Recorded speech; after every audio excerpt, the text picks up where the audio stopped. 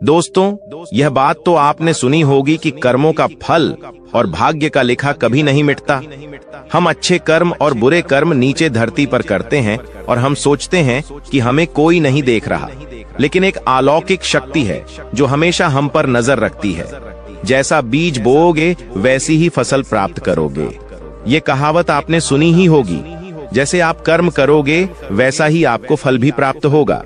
लेकिन मेरा एक सवाल है, क्या आप इस बात पर यकीन करते हैं कि जैसा आप कर्म करते हैं वैसा ही आपको फल भी मिलता है? आइए इस कहानी के माध्यम से समझते हैं। नमस्कार दोस्तों, यह कहानी बड़ी ही शिक्षाप्रद, महत्वपूर्ण और ज्ञानवर्धक है। मेरा आपसे निवेदन है कि कहानी के अंत तक हमारे साथ में जरूर बने रहना। तो चलिए कहानी को शुरू करते हैं। बहुत समय पहले की बात है। एक गांव में रघु नाम का किसान रहता था। उसके परिवार में सिर्फ रघु और उसकी पत्नी रहती थी। एक दिन वह किसान और उसकी पत्नी अनाज बेचने के लिए दूसरे नगर गए थे। जब वह अनाज बेचकर दूसरे नगर से अपने नगर आ रहे थे, दोनों अनजान शहर में एक सुनसान रास्ते से जा रहे थे। जब वह दूसरे राज्य की सीमा से निकले तो उन्हें रास्ते में कुछ डाकू मिल गए और उन डाकुओं ने उस किसान और उसकी पत्नी के पास जो कुछ भी था वह सब कुछ लूट लिया। और इस तरह किसान और उसकी पत्नी को डाकुओं ने भिखारी बना दिया। इसके बाद डाकुओं का गिरोह वहां से चला गया। डाकू तो चले गए, लेकिन किसान और उसकी पत्नी को लूटने के बाद वह दोनों चिंता में पड़ गए और सोचने लगे कि आगे क्या किया जाए। एक तो अनजान शहर, और अनजान शहर में दोनों का बुरा हाल था, क्योंकि अनजान शहर में पैसा ही सब कुछ होता है। किसान अपनी पत्नी को लेकर अनजान शहर की तरफ बढ़ने लगा। उसे यह चिंता खाए जा रही थी कि अब मैं क्या करूं, और करूं तो करूं कैसे। वह इसी चिंता में चला ही जा रहा था कि नगर के बाहर एक महात्मा की कुटिया दिखाई दी। वह किसान अपनी पत्नी को लेकर कुटिया की तरफ चल दिया। जब वह कुटिया के पास पहुंचा तो उसे वहां पर एक महात्मा मिले, जो एक चबूतरे पर बैठे हुए अपने शिष्यों को प्रवचन दे रहे थे। महात्मा को देखकर किसान सोचने लगा, क्यों ना इन साधु महाराज को अपनी समस्या बताऊं, शायद यह मेरी समस्या का कुछ समाधान कर दें। ऐसा विचार करके वह किसान उन साधु महात्मा के पास पहुंच गया और उन्हें प्रणाम किया।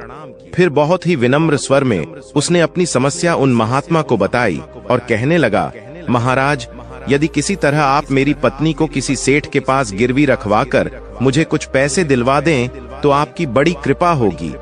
जब साधु ने किसान की बात सुनी तो उस साधु महात्मा को उस किसान पर दया आ गई। साधु ने अपने परिचित सेठ के बारे में बताया और उस किसान को उसके पास भेज दिया। किसान अपनी पत्नी को लेकर उस सेठ के पास पहुंच गया और उस सेठ से हाथ जोड़कर कहने लगा, सेठ जी, मुझे कुछ पैसों की आवश्यकता है। मेरे पास गिरवी रखने के लिए और तो कुछ नहीं है, बस मेरी पत्नी है। आप मेरी पत्नी को गिरवी रखकर मुझे कुछ पैसे दे दीजिए। मैं उन पैसों से कोई व्यापार करके जल्दी ही आपकी रकम ब्याज सहित वापस कर दूंगा और अपनी पत्नी को आपसे छुड़ा लूंगा। तब तक मेरी पत्नी आपके दिए हुए पैसों में आपके पास गिरवी रहेगी। सेठ ने जब उस किसान की बात सुनी तो वह पैसे देने के लिए तैयार हो गया और पैसों के बदले में किसान की पत्नी को अपने पास गिरवी रख लिया। किसान सेठ के पास अपनी पत्नी को गिरवी रखकर और उस सेठ से कर्ज लेकर व्यापार करने के लिए आगे बढ़ गया। किसान ने उन रुपयों से अनाज का व्यापार शुरू कर दिया। वह अब किसान से व्यापारी बन गया। अब सस्ते दामों में किसानों से अनाज को खरीदता था और दूसरे जरूरतमंद किसानों को महंगे दामों में बेच देता था। इस प्रकार रघु ने उन पैसों से बहुत ही कम समय में अच्छा खासा धन अर्जित कर लिया। जब रघु ने खूब पैसा कमा लिया तो 8 महीने बाद फिर रघु उसी नगर में वापस लौट आया, जिस नगर में वह अपनी पत्नी को उस सेठ के पास गिरवी रखकर गया था। रघु नगर में आकर सीधा उस सेठ के पास पहुंच गया और सेठ के पास पहुंचकर कहने लगा, सेठ जी, मैं 8 महीने पहले आपके पास अपनी पत्नी को गिरवी रखकर गया था। आप अपना हिसाब करके मुझसे रुपए ले लीजिए और मेरी पत्नी को मुझे वापस लौटा दीजिए। यह सुनकर उस सेठ ने कहा, भाई क्या बताऊं, आज से 3 महीने पहले की बात है। तुम्हारी पत्नी अचानक बीमार पड़ गई और उस बीमारी के कारण तुम्हारी पत्नी की मृत्यु हो गई। मैंने तुम्हारी पत्नी का बहुत इलाज भी करवाया, अच्छे से अच्छे वैद्य को बताया, लेकिन मैं फिर भी तुम्हारी पत्नी को नहीं बचा सका। रघु ने जब उस सेठ के मुंह से यह सुना तो रघु यह सुनकर बड़ा दुखी हुआ। फिर थोड़ा धीरज रखकर उस सेठ से बोला, सेठ जी, जो होना था वह तो हो चुका है। शायद मेरे नसीब में ही ऐसा लिखा हुआ था। वह मेरे साथ रहती तब भी आयु पूरी होने पर उसे मरना ही पड़ता। होनी को कौन टाल सकता है। फिर भी आप अपने पैसे मुझसे ले लीजिए, ताकि मुझे इस बात का संतोष हो जाए कि मैंने अपना कर्ज चुका दिया, और मैंने आपका कर्ज चुकाकर अपनी पत्नी को गिरवी रखने के कलंक से खुद को बचा लिया। रघु की बात सुनकर वह सेठ बोला, नहीं भाई, अब मैं तुझसे वह पैसे कैसे ले सकता हूँ। जब मैं तुम्हारी अमानत ही तुम्हें नहीं लौटा सकता, तो अपना कर्ज वापस लेने का मुझे कोई हक नहीं है। रघु ने बार बार सेठ से अपना कर्ज वापस लेने का आग्रह किया, परंतु सेठ नहीं माना। उदास भाव से रघु जब वहां से निकला तो रास्ते में फिर उसी स्थान पर पहुंच गया जहां पर वह उन साधु महात्मा से पहली बार मिला था। हमेशा की तरह साधु महात्मा अपने चबूतरे पर बैठे हुए अपने शिष्यों को प्रवचन सुना रहे थे।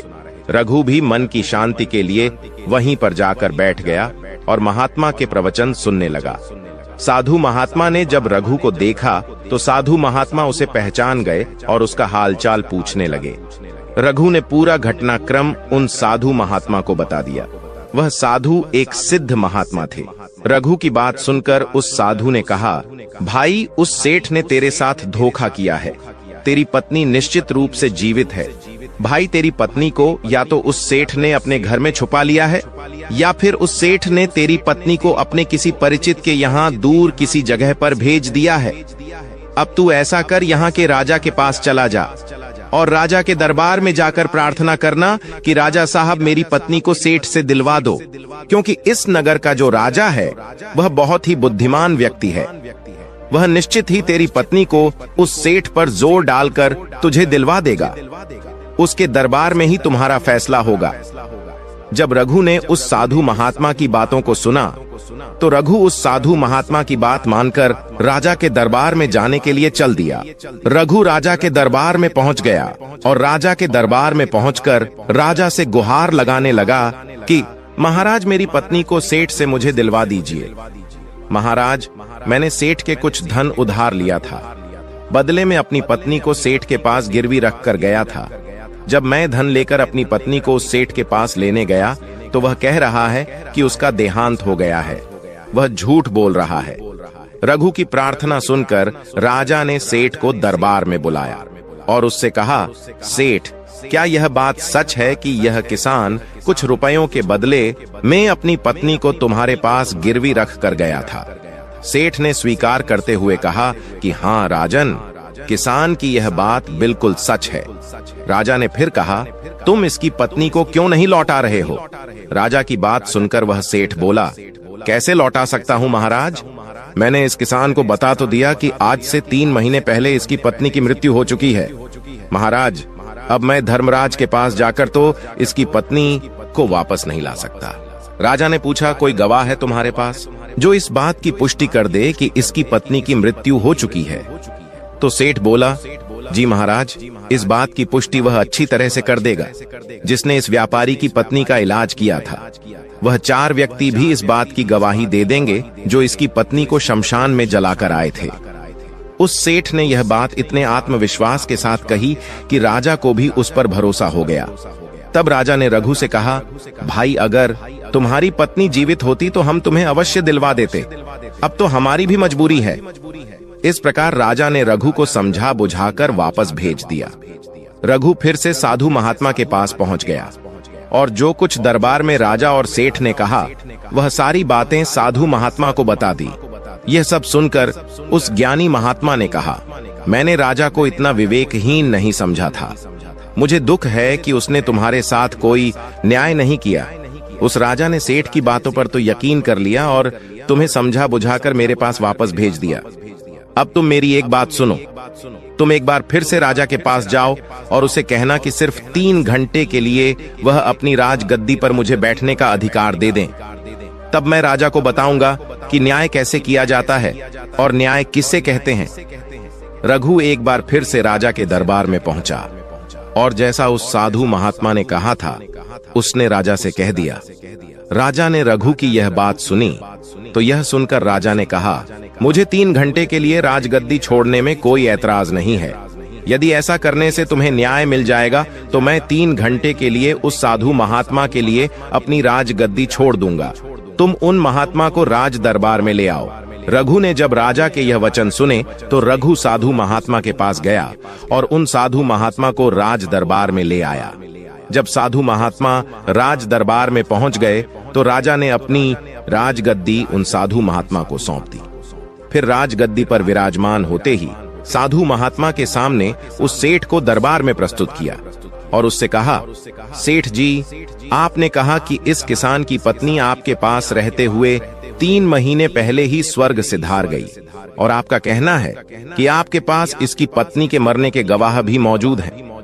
क्या मैं उन गवाहों से मिल सकता हूं? फिर राजा बने साधु महात्मा के आदेश पर सेठ के गवाह पेश किए गए।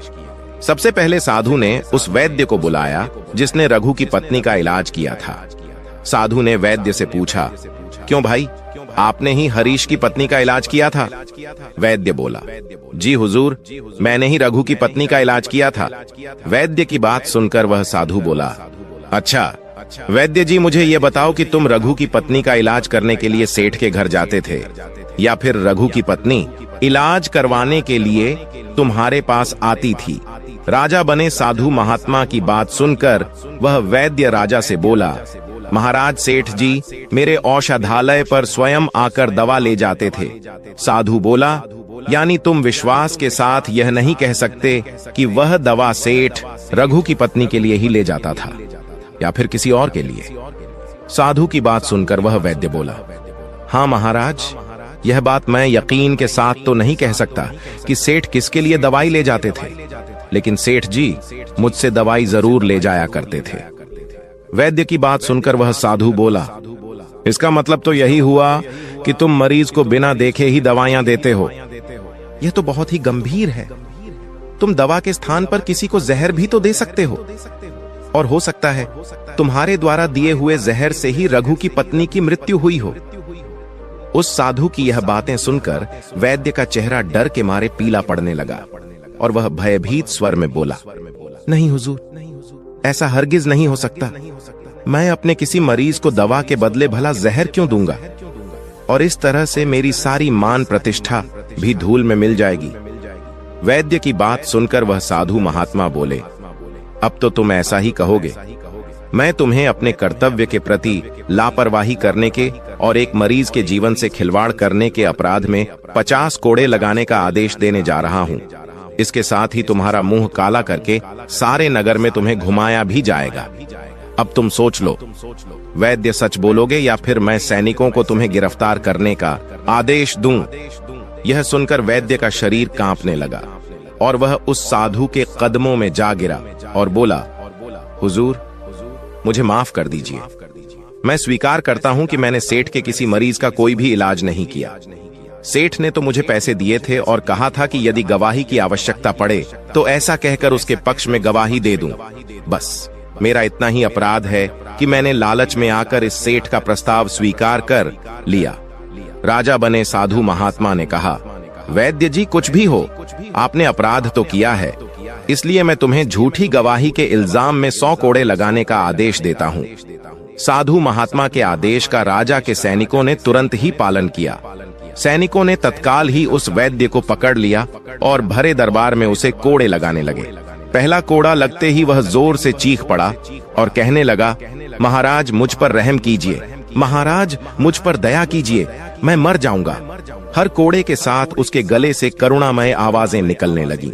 उसकी चीखें राज दरबार में गूंज उठीं। वैद्य के साथ ऐसा होते हुए देखकर सेठ के गवाह के तौर पर बुलाए गए उन चारों व्यक्तियों के कलेजे दहल गए, जिन्होंने रघु की पत्नी को शमशान में ले जाकर जलाने की बात कही थी। अब बारी उन चारों गवाहों की आई।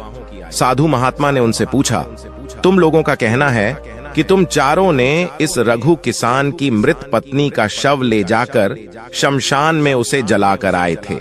मुझे यह बताओ कि अंतिम संस्कार से पहले जब मृत शरीर को स्नान कराया जाता है, फिर उसे कफन में लपेटकर धरती पर रखा जाता है। स्नान के दौरान क्या तुमने उस स्त्री का मृत शरीर देखा था?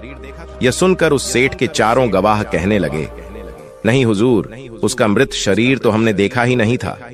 जब सेठ जी ने अर्थी तैयार कर ली थी, उसके बाद ही हम उसे शमशान में ले गए और उसे जलाकर आए। उन चारों गवाहों की बात सुनकर वह साधु महात्मा बोले, और तुमने यह जानना भी उचित नहीं समझा था कि उस अर्थी में कोई मृत मनुष्य लेटा है या कोई जीवित व्यक्ति? कहीं ऐसा तो नहीं किसी जहरीले पदार्थ से बेहोश व्यक्ति उस अर्थी में लेटा हो और उसे तुम शमशान में ले जाकर जलाकर आ गए हो? यह तो एक बहुत ही गंभीर अपराध है। इसके लिए तुम लोगों को मृत्यु दंड की सजा भी दी जा सकती है।